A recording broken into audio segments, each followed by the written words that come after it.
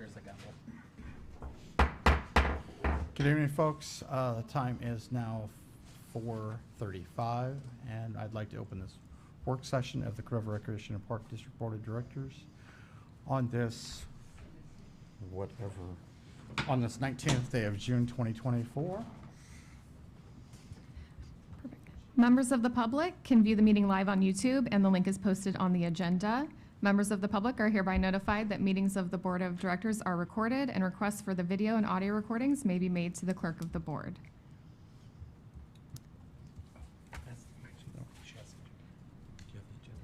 Yeah. Item 1, standing action item, AB 2449 requests. This is the portion of the meeting where we deal with any requests to join remotely through AB 2449, and seeing none, we will list it as no action taken. Thank you, ma'am.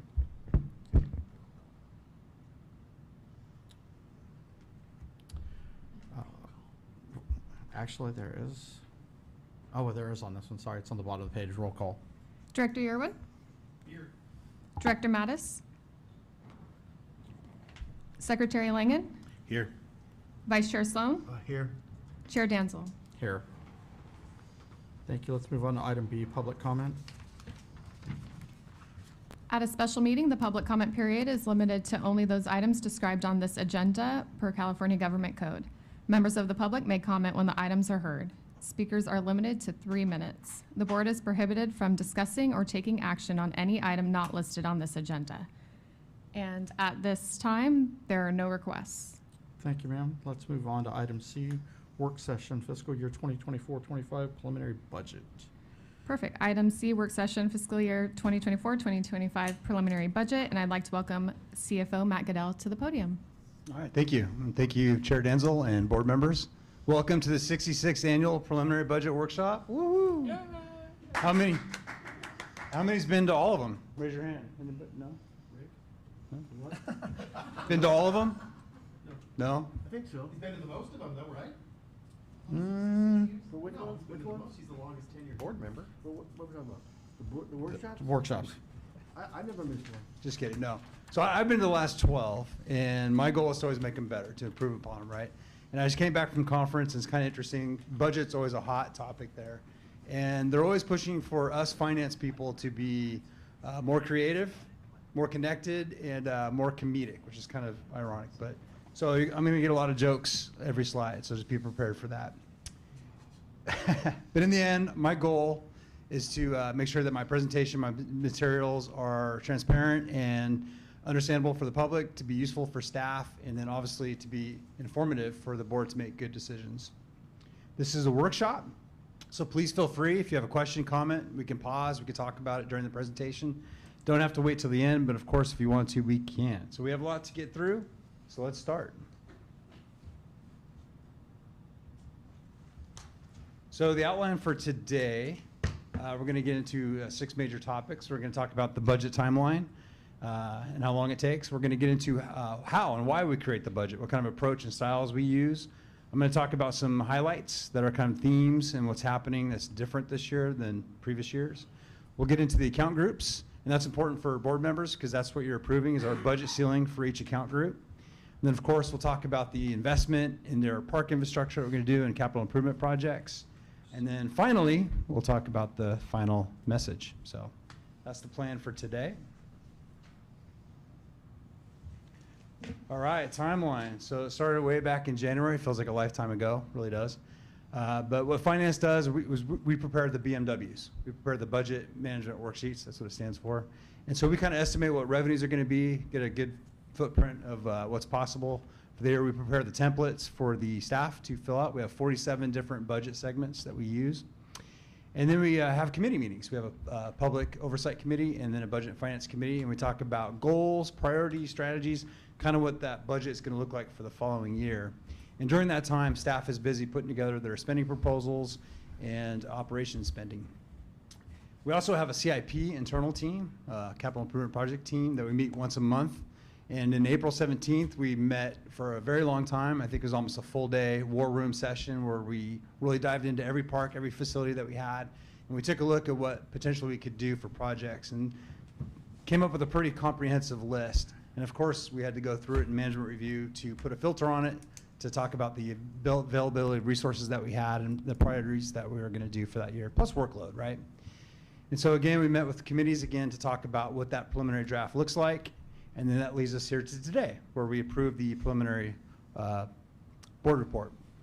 Next steps, June 30th, we're going to close our books, and then we're going to take a look at any adjustments that we have to make into next year. So anything that we didn't spend that we have to spend next year, usually in projects, we'll encumber that, and we'll include that. And plus, we'll take public input, we'll take board input, staff input, whatever it is for the next 2 months to get to our final budget book that we're going to do August 21st. That'll be our second public meeting that we have to get it approved. So that's 8 months of fun there. Excuse us 1 second. We just Yep. want to put for the record that Director Mattis has arrived to the meeting at 4:40 p.m. Welcome, Mark. Sorry for my It's all right. tardiness. Here, I'll start over. Hold on. No. We're just going briefly into the preface of it, so we're good. All right, the approach. There are multiple styles that you can create a budget, and we kind of do it in multifaceted ways depending on what department you are. So our administration department, our parks department, our facilities department, we kind of do a traditional approach. We take a look at historical line items and what we spent in the past and kind of have an idea of what we're going to spend the next year.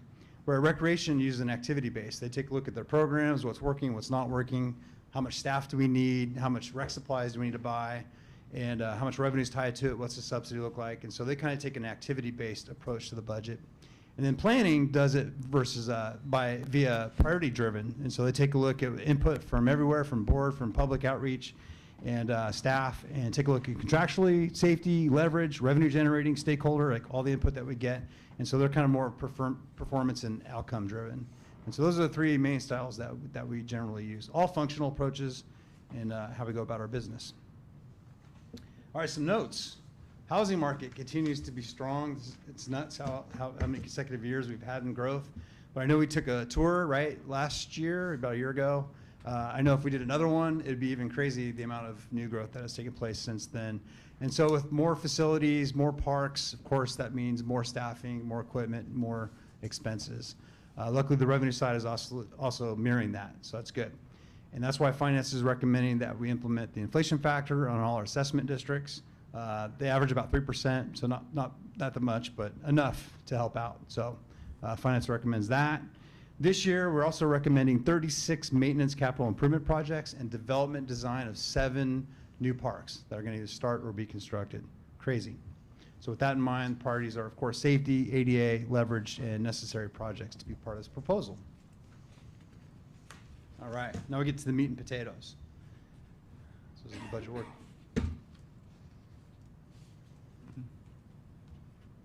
All right, so again, this is the account groups. This is what's important for the board to approve. These are our ceilings for each line. Of course, we have a bunch of line items underneath each of these umbrellas. And you know, the monthly report you get, some are over budget, some are under budget, but as long as the bottom line is within target, we're good. If this bottom line ever gets over budget, that's when I come with an amendment to the board to adjust. But for now, this is the $25 million budget that is being proposed for this year. The percentages are relatively the same as in years past. It's just we're in a little bit of a bigger t-shirt. But we also have about 2.5 million more in revenue to balance that out. So overall, I'm very pleased with this looking budget. But we'll get into the details of each chapter right now.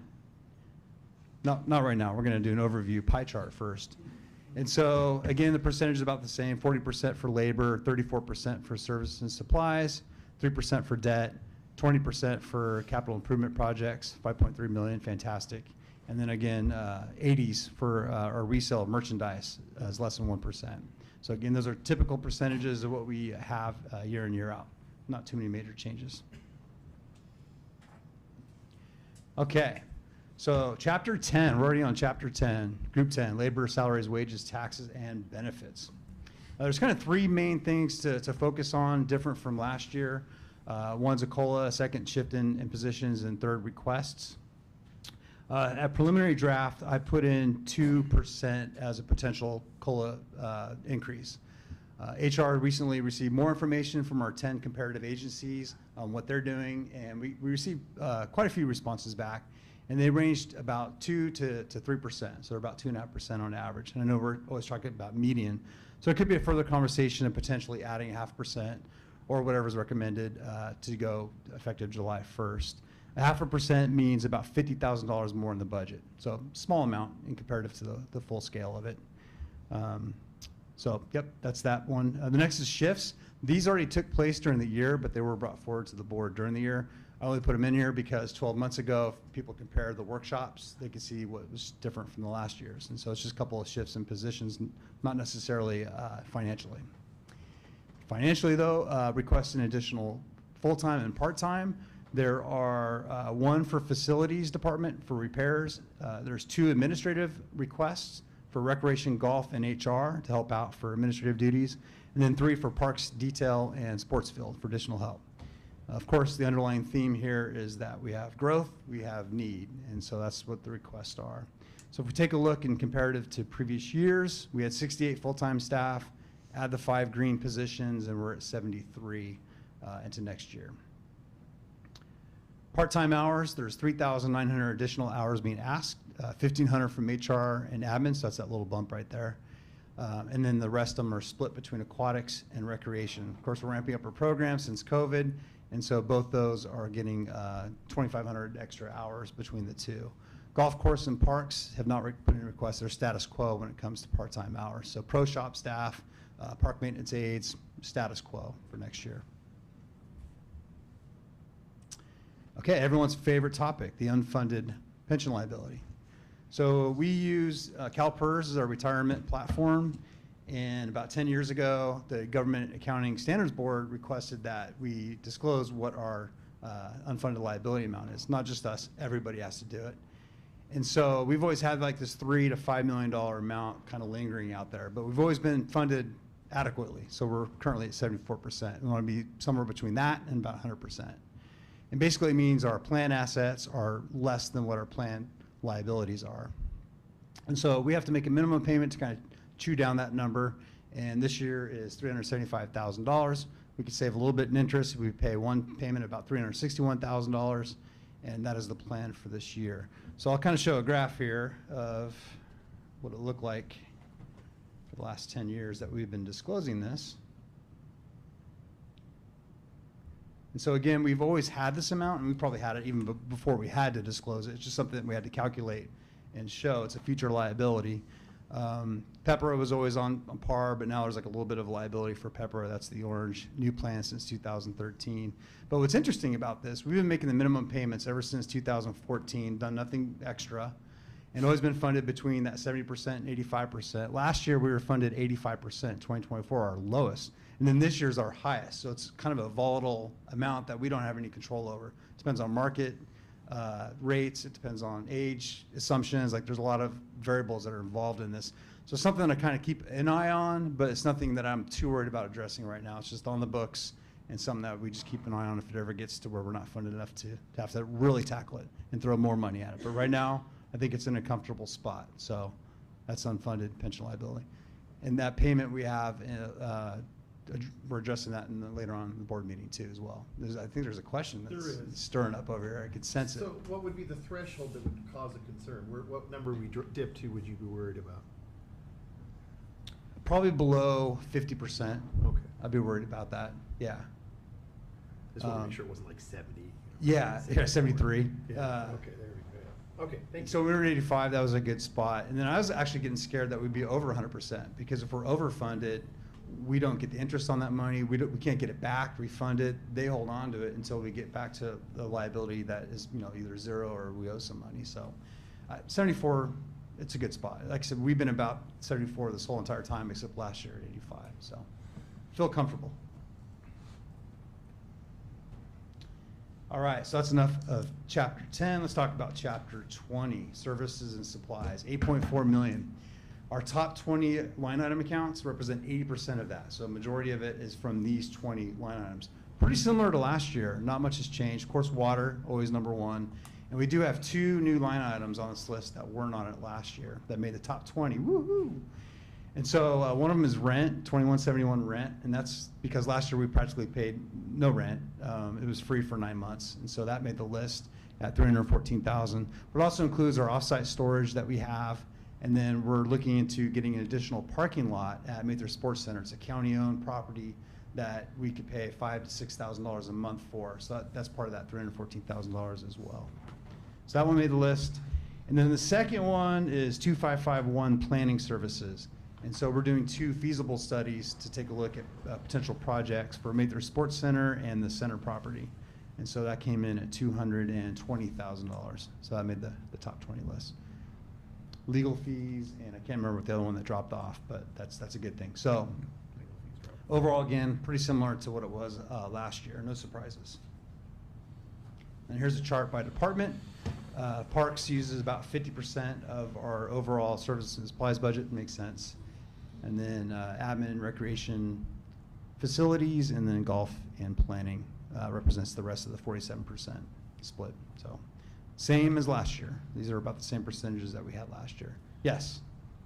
Mark? Even though it didn't pass, but in the future, where would sewer drainage be on this? So that'd be under budget? utilities, and it would be under Utilities. parks. Okay. Yeah. We'd code that one under parks. All right. Yeah, and I saw the last round of bills, and we were still paying 0. So that's Yeah. still, I'm keeping an eye on that one. Could be facilities too. It depends on where that sewer is. But yeah, it'd be either in the yellow or the green.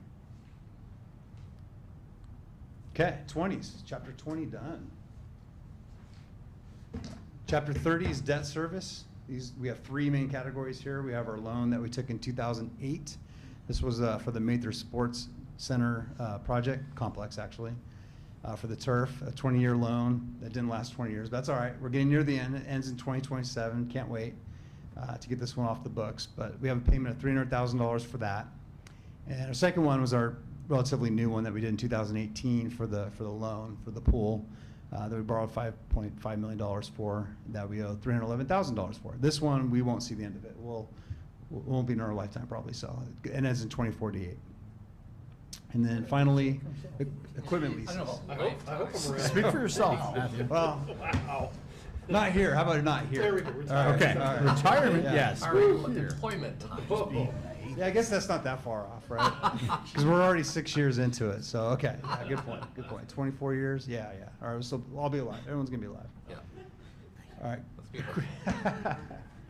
Equipment leases, the only thing that's different about this, we have some expiring for mowers, and so we like to do leases for our large equipment mowers and for our golf carts. Does make the most sense, because they get beat up, right? And so it seems like every 4 to 5 years, we should renew those for our customers and also for our park staff, make sure they're working. So there's a couple of mowers and golf carts that we're gonna renew. So I included the end date and then also the renewal of those machines as well. And golf requested that we get 15 additional carts to make a fleet of 50. That way we could do more events, we could do potential tournaments, there's more we can do. And now that we fenced off that cart barn and are taking care of the electrical panel, that's something that we can house as well, so they can be protected. So why not go for that? Be good revenue generating. So $240,000 for all those leases for next year. So $853 total for leases. All right, the fun stuff, planning. New development. So these are the 7 new parks. Aura Park is getting finalized here. It's bleeding into next year. Exploration Park, and then Grant Line 208, Arista del Sol Community Park is going to be done. Grant Line 222 Neighborhood Parks, Montalena Community Park. There is one mistake that was in the report. I think it put in turnkey. That park we're actually doing ourselves. CRPD is controlling and managing that park development for community park. But the amount's right. We're doing $700,000 in design, and then the construction of it will be out of our park impact fee account. So the Ranch Community Park, which is in progress conceptually, and then Rock Rose Park, of course. So some of it's paid by credits, meaning the developers don't pay a permit fee at the counter. They hold on to the money, and then they develop and build the park. And then if it's not turnkey and we're responsible for it, they pay the full fee, and then we build the park. So that's how that's done. So we have $2 million out of our park impact fee out of our pocket, and then $14 million out of credits. Okay. A lot going on. I think I have a map too. Yeah. So most of all the parks are south of Douglas and then east of Sunrise. Right? I think those are all District 3 parks, which, yeah, Michael Yearwood, you get all 7 of those parks. Crazy. All right, 36 improvement projects that are benefiting 20 parks and 4 facilities. Right when I think we're going to slow down, kind of don't slow down, but that's all right. There are, the ones that are highlighted are dependent upon grants. So we're going out for 3 grant projects. The dog park at White Rock Community Park, D.L. Williamson Park across from W.H. Williamson, and then a heat relief project that we want to do for playground, shade, fountain structures at Alstrom. There's a couple that we're doing, again, out of the park impact fee account. Those are the 3 asterisks. And then we have one that's encumbered for sure, and that's the sidewalk around the pond at Hagen project. So that's coming out of reserves. We were going to do it this year. It's going into next year. We're just going to rebudget that 610 again. Okay, and I put it in different this year than last. I put it in by district. So I thought it'd be important if you want to look at what parks are going on and what projects are happening in your area, you can, it's already filtered by area. So that totals about $5 million of projects. Question. Yes, Daniel. With all the projects going on, do you know if there's any Do that we are sleep? related? No. No? Do you know if there's any that are related to the optimized plan, the projects that are going on? Yeah, absolutely. That I mean, obviously it was just passed. Yeah. And so a lot of these projects were done, because like I said, when we did that war room in April 17, I think we passed the optimized plan in May, but we kind of knew the background and what was going on in the optimized plan. And so it's a part of it, it's a thread of it, but it's not 100%. Reason why we're following, the steps of what the optimized plan said. Yeah, no. Perfect. Thank Yeah. you. But we'll definitely, strategize what the optimized plan's about and, Yeah. and go through that and infuse it moving forward. I know a bond is a big part of what the optimized plan is saying. I mean, $100 million plus is a lot of money. Obviously, we're shooting for 5, which is actually fantastic for our district. But so yeah, that's a bigger conversation. Any other comments about projects in particular area? All right, fantastic. Thank you, Matt, for breaking Yeah. it out. And thank you to planning and parks. They're crushing it. I mean, our plan that we had this current year, they almost got it exactly 100% done within budget too. It's just amazing. So, all right, the other 40s account is equipment. This is one of my favorite line items because I think giving tools to people that really care about our parks is super important. This is something that actually Jim Morales and Jill and I really infused when Jim took over to make sure that we have this every year. Like, this is an important piece. And I know how much staff appreciates having new equipment and such. So Park Services is asking for a couple of trucks and utility vehicles and stuff. And they're asking for an excavator too. Hopefully I'll be able to try that out with the auger and the hammer, the thumb. I don't know what the thumb is, but I'm curious what it is. So these are all to purchase, by the way, not lease. So that's why it's in the 40s. We're going to own it. We're going to put it as an asset, depreciate it. It's not a lease payment. So these are actual full cost amounts. So with that said, at the bottom, I like to round up to round figures, easy to remember. And 2, these quotes probably aren't going to be good today, as they will be in 6 months when they're ordered or whenever they're ordered. And so I thought it was a good cushion to put in there just in case we go over. And then golf is asking for a thatching reel. They have one, but they want another one just in case that one goes down. All right. I think it was 316,000 last year, so 400 with the contingency this year. Nothing outrageous, especially with our new parks. That's chapter 40. Are we on time? Oh, I gotta slow down. Just kidding. Cost allocation plan. So this is actually something I could talk about for 2 hours, but I won't. I will just say this is kind of how we handle our procedures. It's a streamlining efficiency that we found a few years back and how we do it. General fund pays for everything except the enterprise fund golf course. It handles its own expenses. But we have 9 funds, right? So instead of taking an invoice that impacts all 9 and splitting it, right? We just pay it from the general fund and then we track it and then we're able to do these operating transfers twice a year.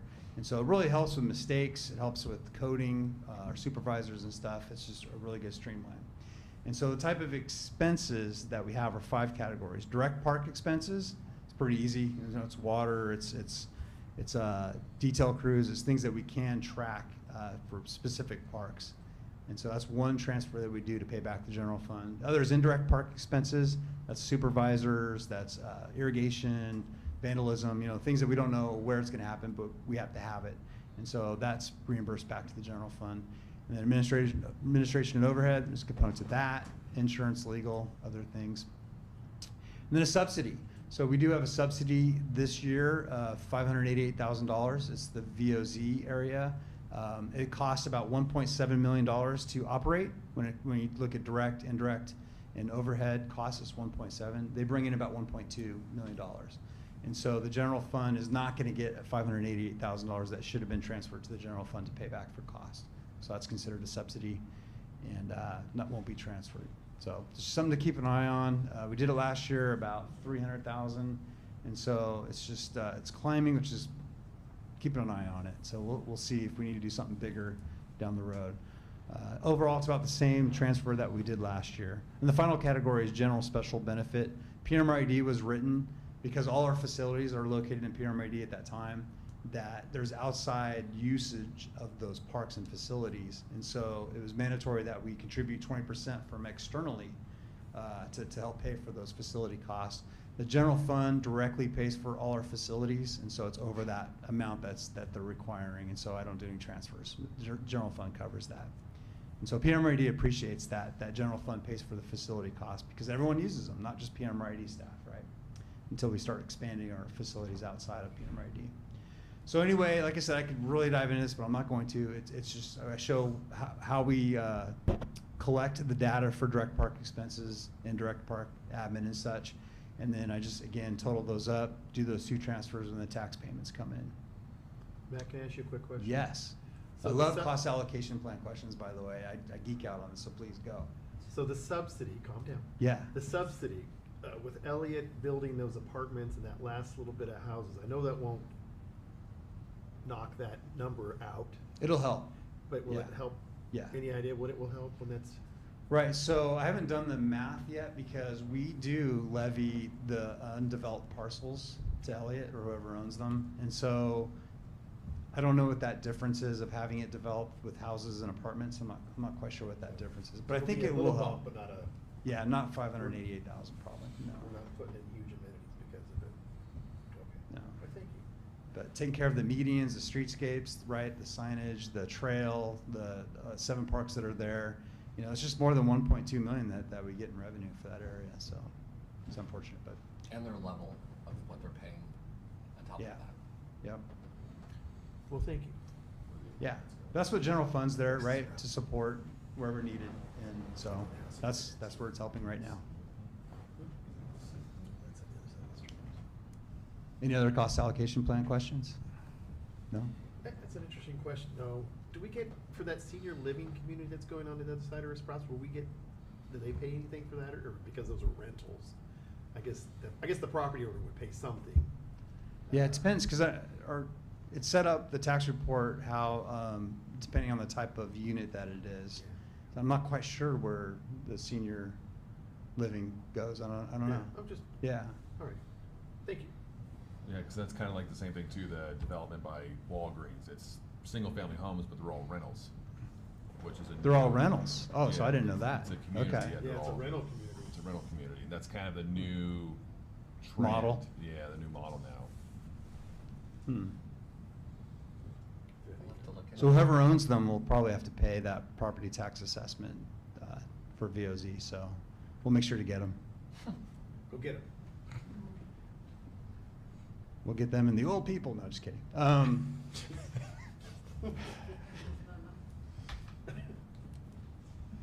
He said there was gonna be comedy, so.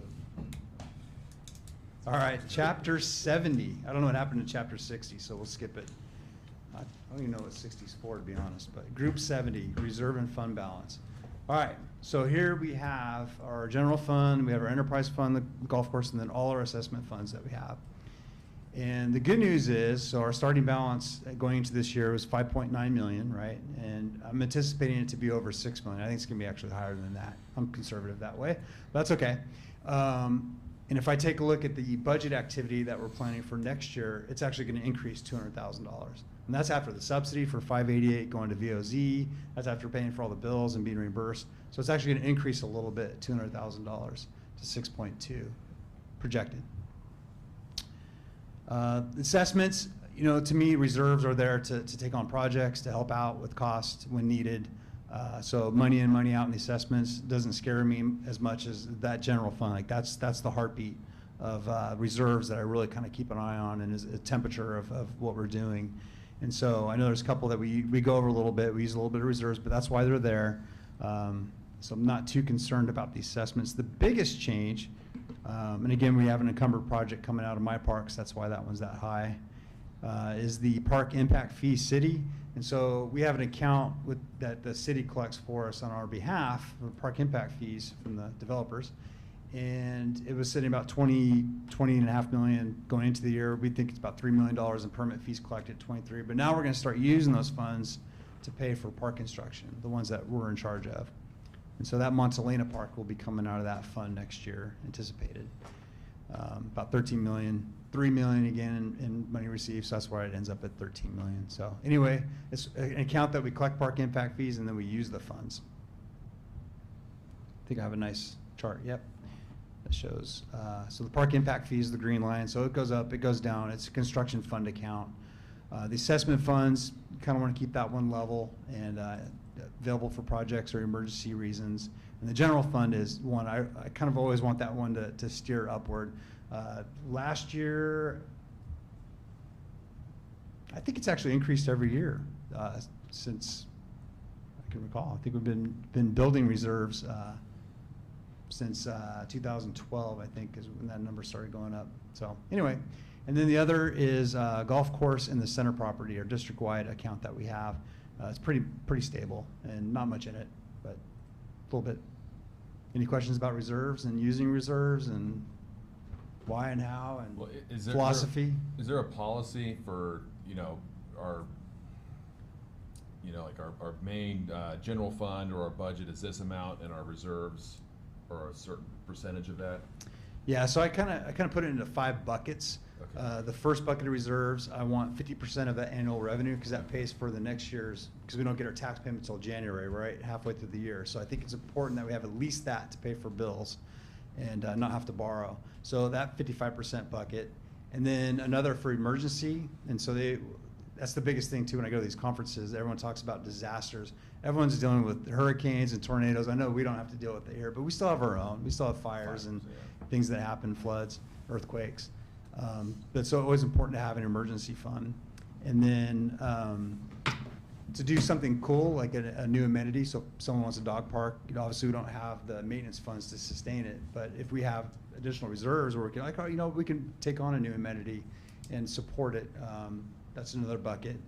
And then to pay off debt early, so if we have a loan associated with that fund, we can pay off that debt early.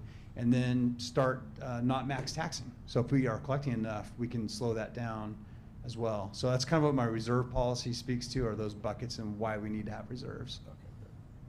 So 1.5 times is kind of the, I know I have a speedometer chart that shows it, that 55%, and then add the 10%. And so like 1.5 annual revenues is like a good spot to have. Anything beyond that, just have a justification of what we're doing with the money. So that's that policy. Do you want to go back to a little bit of the most recent history as to where we were maybe 7 years ago or so, where we weren't even being able to not borrow from the county to get through half of the year? So Mark can kind of have a relative history of not so recent past. Well, the blue line used to be actually negative. We've started the year in the hole, and the good news is, though, the county allows us to borrow money up to like $3-4 million, and so but you have to pay interest on that money. I was gonna say a good interest rate. You're always behind, right? So it's like it's not a good place to be. Yeah. And we got to the point where we were able to make it with nothing in the account in January, and then our tax payment. It's like, okay, that's pretty good. But now we're past that point where that bucket's like, we get about $6 million in revenue, and we are at about $6 million in reserves. So that's 100%, right? So we're good for halfway through the year, the emergency fund, and a little bit that if we need to subsidize or use for projects, that's what we can use it for.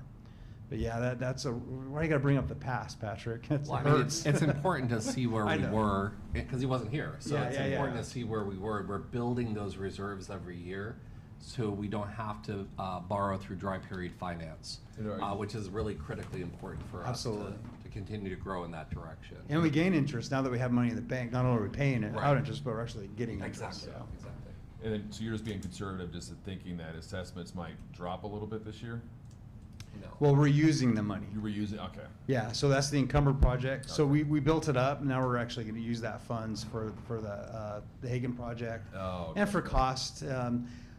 Also, the new fund, we're putting the equipment and the new staffing out of that new fund, and so that it's using the reserves from the new fund to pay for that startup cost, basically. That's why it's dropping a little bit. Okay.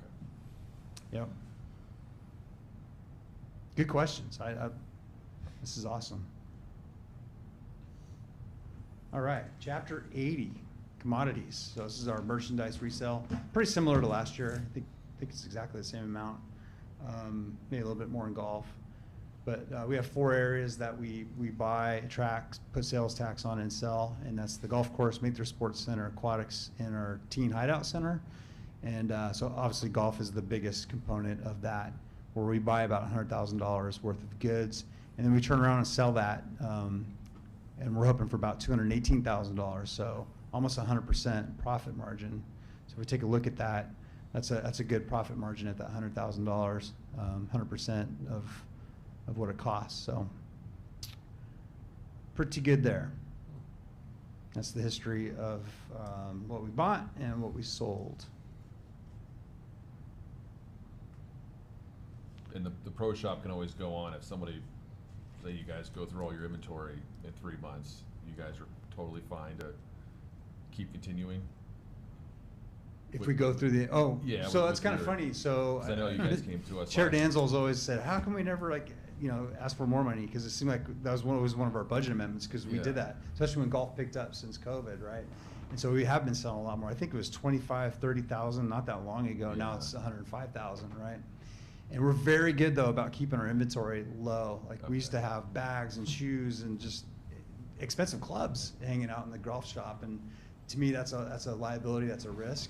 And so we're very good about having our clubs being on order. And so that's how that's handled. And then just, the items that you need, gloves, tees, balls, Okay.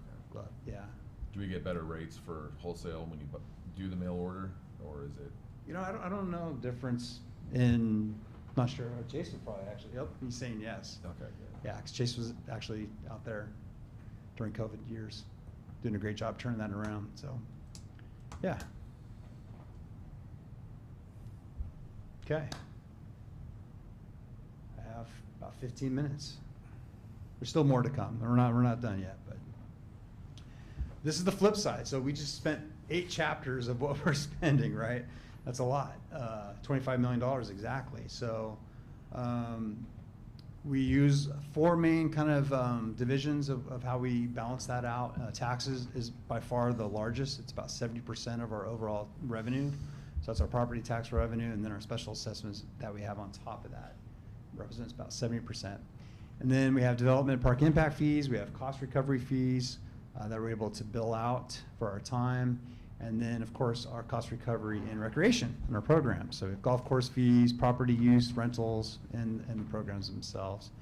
And then on top of that, we also have some supportive areas. We have grants, sponsorships, insurance proceeds, and we're using a little bit of reserves this year. And so collectively, if we kind of take a look at that, this is the list of them in order. So again, the taxes are a big chunk of it, 50% on this side, but we also have, I think, the L&L assessment tax over there as well. So anyway, that's broken down by category. If anybody has any questions about that, but it's pretty straightforward to what we did last year. We're gonna go for 1.5 million in grants, which I think is fantastic. And that's all that kind of really stood out to me. We're anticipating about 6.1 in property tax. That's really cool. I think when I got here, it was 2.8 was the amount that we used to get 10 years ago. So That's really grown. I mean, property tax is a huge reason and purpose of what we do, so. All right. So again, like I said, 70% is out of tax, 30% from rec charges, if I take out the one-time fees. Similar to other agencies that were found in the optimized plan, it's a similar model. All right, final. So I'm going to read this because I think it's important. These are all cool things about this year's budget and what's happening.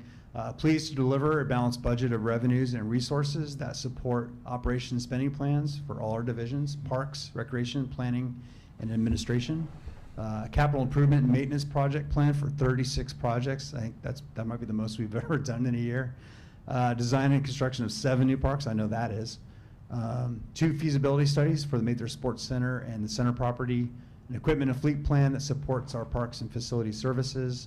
Debt payments for annual loan amounts due and the equipment monthly lease payments. Our debtors like to hear that. That'd be part of our budget.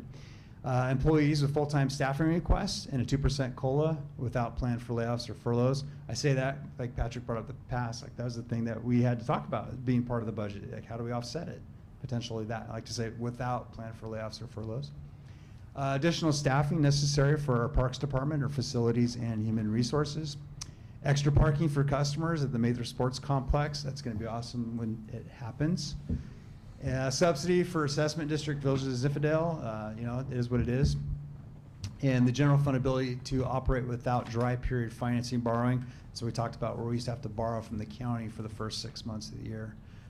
Not doing that now, so we're in a good place. We're not financially wealthy, but I like to say we're financially healthy. It's a good place to be. We build reserves, we use reserves. I think that's a responsible tax collecting agency way to go about it. So, and celebrating 66 years of providing quality service to our community. I think that's fantastic. So, I know we weren't all here in 66 years, but we've been here a bulk of them, and I think we can continue to get better, and that's the plan. So, anyway, $25 million budget. If there's anything you want to kind of go over in specific that we did, but again, it's pretty similar to last year. I think it was $23 million, but we have another $2.5 million revenue, and we find a way to spend it, so it's balanced. That's pretty much my presentation. Director Yearwood, any final questions, comments? No, he answered all my questions during the presentation. Thank you. Director Great work, Mattis? sir. No, I'm good, thank you. Secretary Lang? I just want to say thank you. I think it's awesome that as a district we'll be able to add the extra parking at Mather. Playing softball out there this last season, it was a handful. So yeah, thank you. I can't take full credit for that project. I think it was someone else that found that parking lot, but somebody. But we all made it work. So Yeah. Vice Chair Sloan? I guess only question I have is, when the property tax collected, how much of it is older compared to new home buys that are in the last couple of years? that I don't know. I don't know per house, per area. I just So- get the total amount. I know, because I know the cost of homes have gone up. Right. So that's increased our property tax take. So it's whatever the value of the home is, and so we get 2.8% of that 1%. So whatever 1% value of those homes, 2.8% is the park district's portion. So, yeah, of course, if a home's 600,000 or 800,000 or $1 million versus a home that's 300,000, we're going to get twice as much from that new area. Thanks. Thank you. Thank you, Mr. Goodell. I was waiting for, at this last slide, to be more of a resolution, whereas, but I didn't get it. No, that's later on. So That's- next that's- steps. that's Yeah, it. next Okay, steps. thank you. So we're going to have another hour presentation at the regular board meeting. Not a problem. And, no, I have that one a little more brief. But, yeah, so I'm bringing this next step, I'm bringing this to the board as a preliminary budget to be approved and filed with the county auditor, and we move forward. Yeah. Thank you, sir. If I'm hearing no comments from the public, I'll give them one last chance. There are no comments at this time. Perfect. At this time, I would like to adjourn the meeting at 5:20. About 10 minutes to spare, look at that. That's efficiency. Forgot we had a new voice up here. Oh, yeah. Round of applause.